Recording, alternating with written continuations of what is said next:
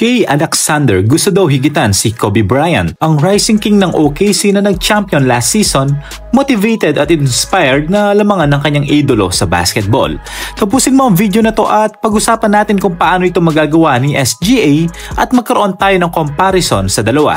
Marami mga NBA fans na masyado daw ambisyoso si SGA at imposible at malabo daw yun magawa. Anyway, sinabi ni Alexander na si Kobe Bryant daw ang all-time favorite NBA player niya. Pwede nga daw ma-meet niya ito one day at makalaro niya. With full humility naman nung sinabi niya ito.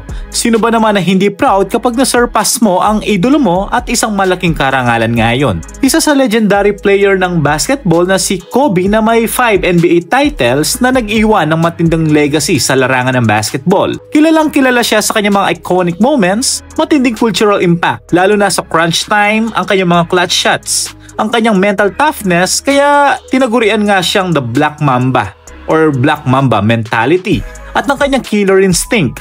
Kaya kapag naririnig ang salitang basketball, talagang isa sa mapapaisip mo walang iba kundi ang pangalan na Kobe Bryant. Si Alexander ay 27 years old at batang-bata pa at kasalukuyang nasa prime pa siya. Nakita naman natin nakaraan kung paano nag-dominate ang OKC sa buong season at ang dami niyang mga individual awards na natanggap. Kasalukuyang din na nasa top 1 power ranking ang OKC sa darating pa ring season.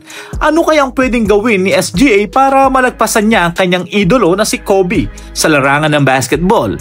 Magkaroon nga tayo ng konting comparison. Number 1, kailangan gawin ni Alexander na magkaroon siya ng efficiency at modern scoring. Si SGA ay isa sa pinaka-efficient scorer sa modern NBA. Mataas ang true shooting percentage kahit malaki ang usage rate. Si Kobe sa panahon naman niya ay naglalaro sa mas defensive era. Mas mababa ang shooting efficiency niya pero mas matindi ang physicality. Kung mapapanatili ni SGA ang elite efficiency niya sa loob ng 10 taon o higit pa, siguro may higitan niya si Kobe sa scoring efficiency metrics tulad ng true shooting percentage or PER, player efficiency ratings at offensive ratings.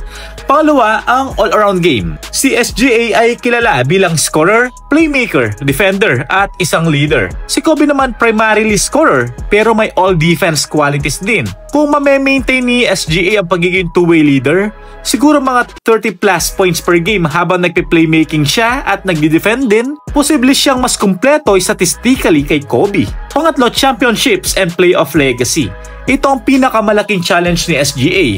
Si Kobe ay merong 5 NBA rings at countless clutch moments. Para higitan si Kobe, kailangan madala ni SGA ng multiple titles sa OKC o kung saan man siya maglaro at ipakita ang Mamba leadership mentality sa playoff. Pangapat, ang kanyang longevity at consistency. Kobe played 20 seasons ng kanyang career. Mostly naglaro siya sa mga elite level. SGA kakasimula pa lang ng kanyang prime. Kung mananatili siyang injury-free at consistent sa production for at least siguro mga 12 to 15 years, maaari siyang lumapit sa career totals ni Kobe sa points, All-NBA, All-Star, selections, etc. At sobrang dami pa. Number 5, ang kanyang impact and legacy. Ang legacy ni Kobe ay lampas sa stats, attitude, mentality, inspiration worldwide. Para higitan siya, kailangan ni SGA na magkaroon ng cultural influence, maging modelo ng work ethic at determination ng bagong generation ng players. At yun lang for now ang nakikita ko para kay SGA kung gusto niyang higitan ng kanyang idolo. Ikaw kabulers, kaya bang higitan ni Alexander si Kobe Bryant sa pagiging GOAT at legendary sa basketball?